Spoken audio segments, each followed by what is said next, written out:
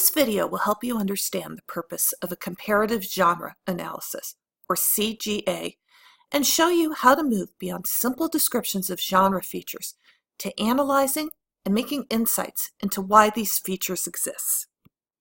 First, I'll explain what a CGA is and why we assign them. Then, I'll model how to make insightful observations about genres. And I'll end by showing you how to generate a good thesis, or if you're writing about data, how to generate a good discussion section for a CGA. The goal of a CGA is to evaluate model texts and decide which features you should and should not replicate. This is a skill that faculty in the majors have said students need improvement in. These faculty complain that when they give students a model text as an example of writing, students unthinkingly copy surface features but miss the substance of the work. A CGA helps you analyze the text you receive in a class and make decisions about what your writing needs to accomplish and do. This is a key skill you will also need in the workplace, where you will encounter new kinds of writings. You will want to analyze the documents you encounter in your workplace carefully to make sure you are doing what your readers expect. And the CGA helps prepare you for this kind of deep and careful reading.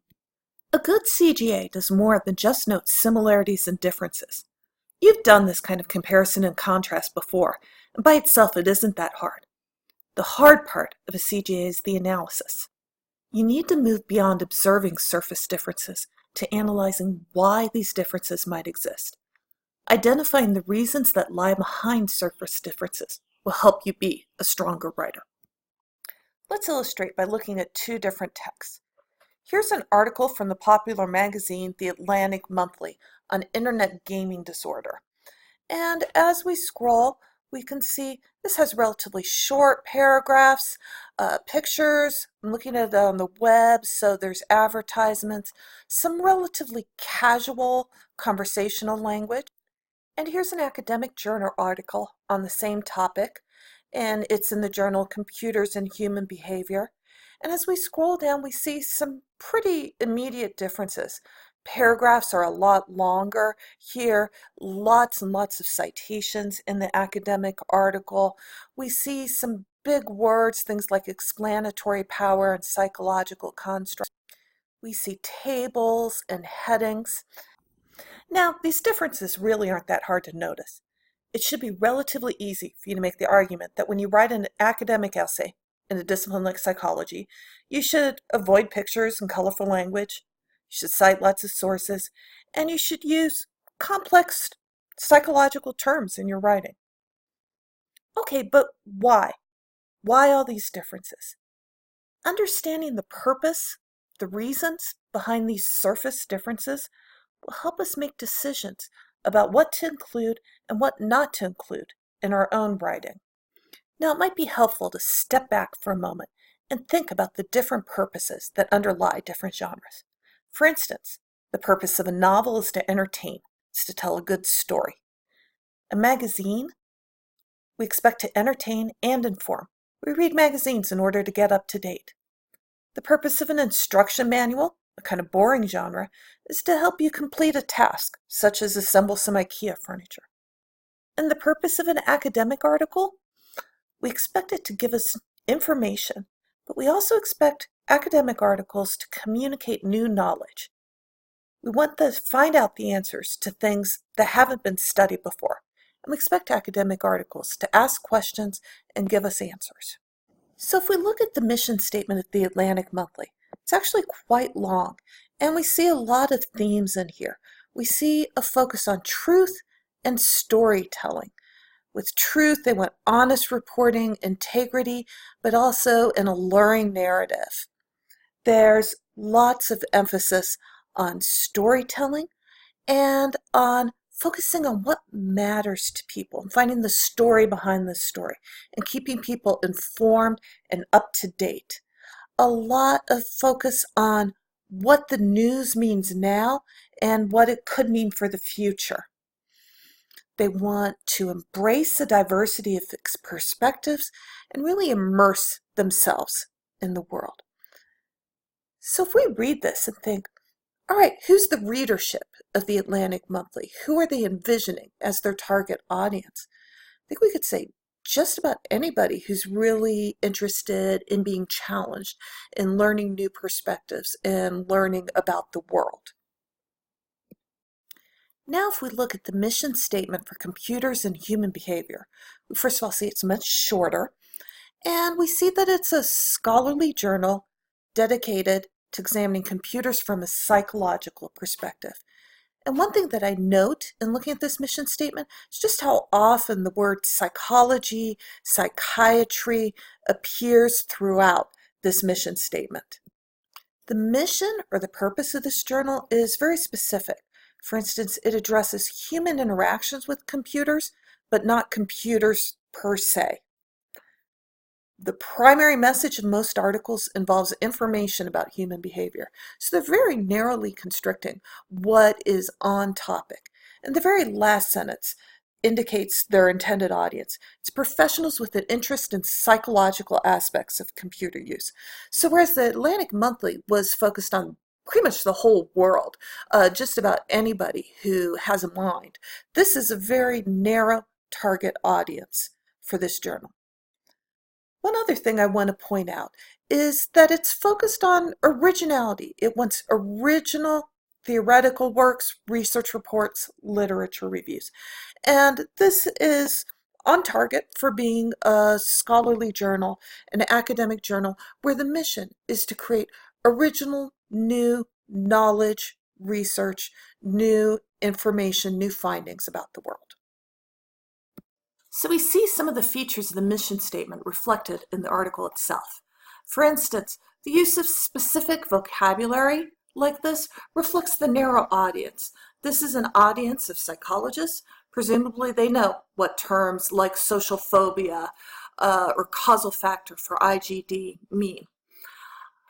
All of the citations also suggest a more narrow audience, and it's quite possible that this narrow scholarly audience, this is a small enough, narrow enough niche that people reading it might actually know what these articles or know who these people referenced are.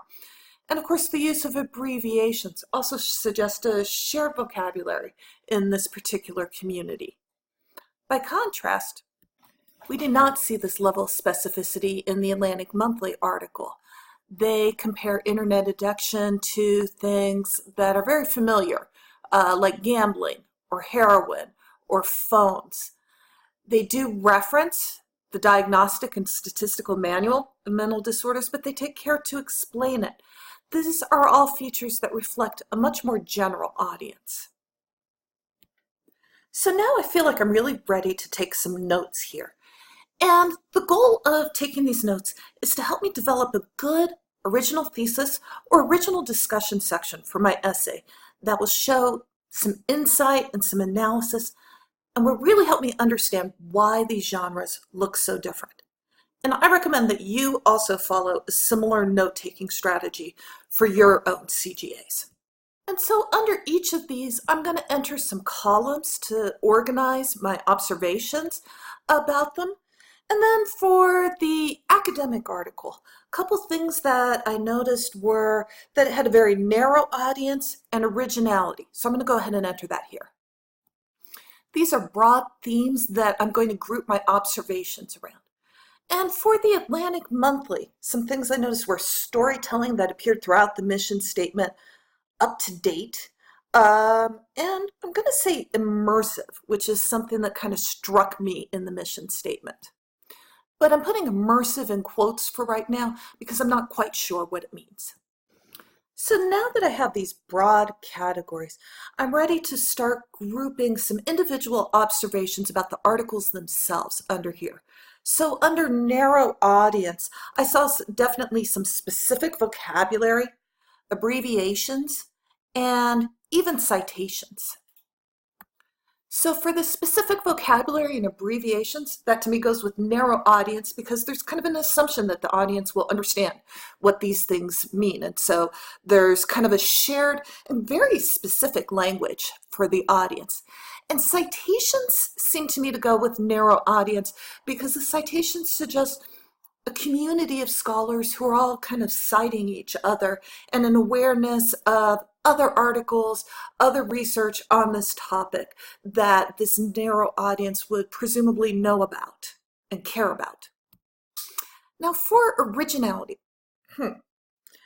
I need to go back to the original article and see what I can find for originality. So I'm just going to scroll through this text and see what I notice. And one of the things that's just jumping out at me again is all of the citations. And I'm wondering if citations might also go with originality, because we need citations sort of to anchor our work to show why it's new. And this might be a good question for class discussion. Why might citations be an indication of originality? Now I'm also noticing as I go through all of these section headings, I don't think that's really related to originality per se, but it does seem worth noting. Lots of numbers and specific detail as I go through. Look at all of this specificity. And maybe that's related to originality because they're showing how it's a new experiment that they're doing. I'm not sure about that. Now, when I get here to the discussion section, one thing that I'm noticing is the present study is the first to examine. So that to me really indicates originality, that it's the first. So let me go back to my notes here and make a few observations.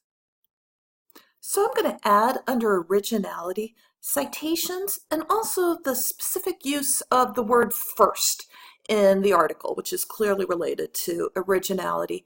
And I think citations because they sort of show how this work is responding to other research, and that's part of originality, I think, and showing how what you're doing new is different from what other people have done that maybe looks a little bit similar. And then for my other observations, I think I'm going to add a new column here for precision. And under precision, I'm going to put things like the numbers and again, the really specific vocabulary. I realize that that's also under narrow audience, but I think it kind of goes with both. And the specific vocabulary suggests a kind of precision. Now, something else that I was noticing was all of the headings in the academic article. And maybe headings could go with precision because it helps readers find specific sections of the article. I don't know. I'm not really persuaded by that. So I think what I'll do for now is put headings, because they really kind of struck me, it seems like an important feature, put them in a kind of its own column here. And this is a question for you in class, is would you group headings as a feature that might go under some of these different purposes of the genre? Would you put it under one of these three categories or possibly somewhere else, its own thing? So now I want to head back over to the Atlantic Monthly article and just see what I notice here. And so one thing I'm noticing on this paragraph is the names of lots of games, many of which, I think all of which I have played. So that kind of makes it personal, maybe is related to that immersive quality. Something else that I notice is the use of the word you here. Don't worry, you're fine if you do this. That seems to like really be bringing the reader in and creating a connection with the reader that seems really different than the academic article. Here, this just seems like really kind of immediate, trying to prompt you to think, like it's having a conversation with you. Something else I notice is just like the academic article had section headings, this article has section headings too, but they're not numbered and not labeled the way that the academic article was. And in the academic article, they kind of provided titles for all of the section headings. So maybe that is related to precision. Yeah, and there's a couple different sections. There's another section heading here. Hmm. So this magazine article does have section headings, but it's like they don't want to interrupt the flow or don't want to interrupt the story. Whereas in the academic article, the section headings were really intrusive, like you couldn't not notice them. So that seems really important. Something else that I'm noticing is that this magazine article does have citations, but they're really different from the citations in the academic article. Uh, it's like the citations are incorporated into the sentence so that it doesn't interrupt the flow, and there's way fewer. And this also has some direct quotes, which I don't think we saw any of. Here's another direct quote. So lots of direct quotes in here, which I don't remember seeing in the academic article. So I'm going to go back to my notes here, and I've changed the color a little bit to help distinguish this one. And under storytelling, I'm thinking about all of the details, all of the games, uh, different kind of detail than the academic article. It was kind of maybe more vivid or everyday, so maybe vivid detail. And then I'm thinking all the quotations also seem to go under storytelling. It helped tell a story. The quotations made things kind of conversational. So, and the quotations maybe also go under immersive, uh, and also the use of the word you and the use of rhetorical questions and features really kind of help bring the audience in. So under immersive here, I'm going to go ahead and add these things. I'm not sure about quotations, if it goes as well under there, but I'll put it there for now. And then up to date. So I did notice some dates throughout there, and it seemed like a current topics. So things that are kind of in the news now or things that are really relevant at the moment. So that could go under up to date. And then the non-specific headings, those headings, I'm going to go ahead and put those under storytelling, because they seem like a way to maybe switch gears or switch modes, but without really interrupting the flow of the story. So now looking at all of this, I feel like I'm ready to move from making observations to analysis and maybe drawing some conclusions. And so the first thing that I'm noticing is that if I have a narrow audience, I'm freer to use some specific vocabulary and abbreviations. I don't have to worry as much about whether or not they understand these things. And if precision is important, then I want to maybe use specific numbers. I can again use the specific kind of jargon that helps me really focus and pinpoint what it is I'm talking about. And maybe I'm thinking that these headings, these very specific headings, maybe go with precision to help pinpoint and locate exactly where I am in an article. By contrast, if I want to focus on storytelling, then things I want to do is include some more vivid detail and quotations to make it seem more conversational, more personable, and non-specific headings so I don't break up the flow of the story and don't distract people with being like overly precise, overly technical. And then this you here. Now this you here certainly supports the immersive, the storytelling, but it also makes me wonder, what kind of pronouns do we see in the academic article? Because I don't remember any you, any second person, but I did see a number of we throughout here. As a matter of fact, I think if I search on we, I'll find, whoops, that's giving me a lot of, yeah, a lot of we's.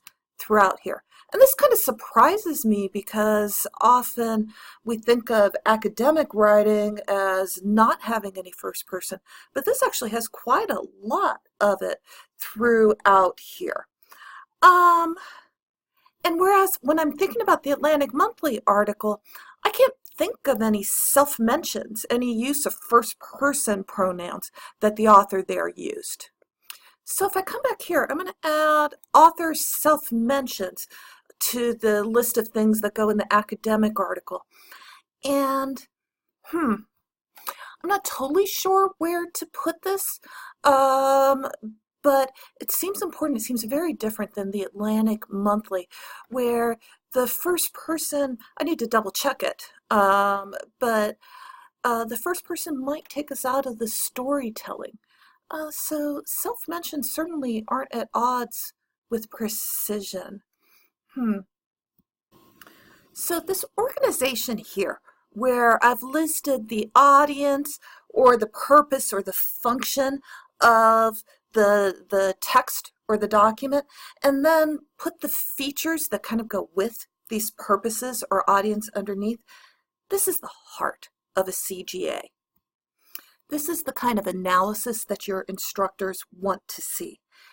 And based on this analysis, I can make decisions about my writing. I can better understand what it is and how textual features relate to overall goals.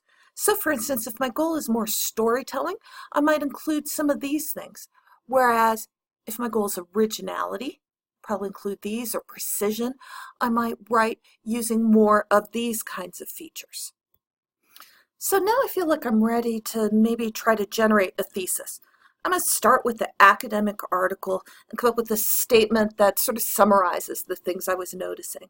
So the academic article, I put the name in here, uses specific vocabulary, citations, and detailed headings to address the needs of its narrow readership. We're looking for originality. These were the main sort of features or audiences that I noticed. The next, I'll make a similar statement about the magazine. So maybe by contrast, the magazine article uses specific or vivid detail and second-person pronouns to create a more immersive story that entertains and informs.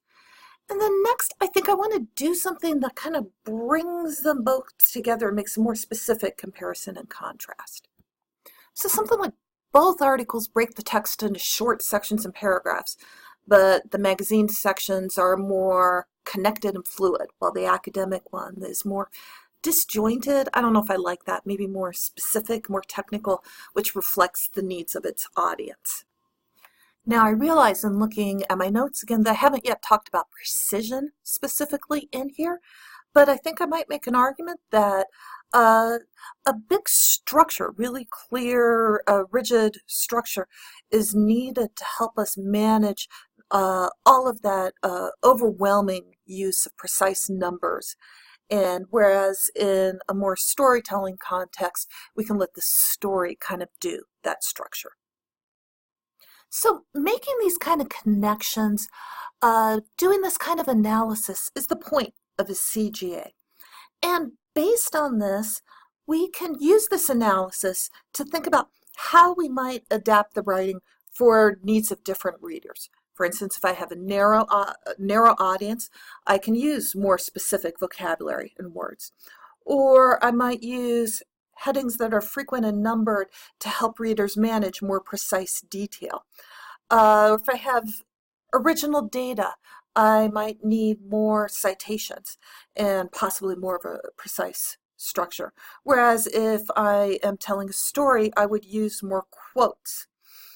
And so this can also help us see how we might mix and match different things for sort of hybrid papers. So for instance, imagine an instructor asked me to take a technical paper and present it for a general audience, the way that like a lot of TED Talks take academic research and present it for a general audience. I might mix and match some of these. So I might use a more precise vocabulary because it's necessary to understand the concepts, but of course I'd be sure to explain what it means. I'd be sure to use maybe more you in there. Do things to make it seem more relevant. Use some vivid detail. I might include numbers, but find ways to really help the audience connect to what they're saying. So I hope that this process has been helpful for you in understanding how to arrive at, how to develop a good CGA thesis, starting first by some reading, note-taking, going back and forth to more reading, till you develop some original observations.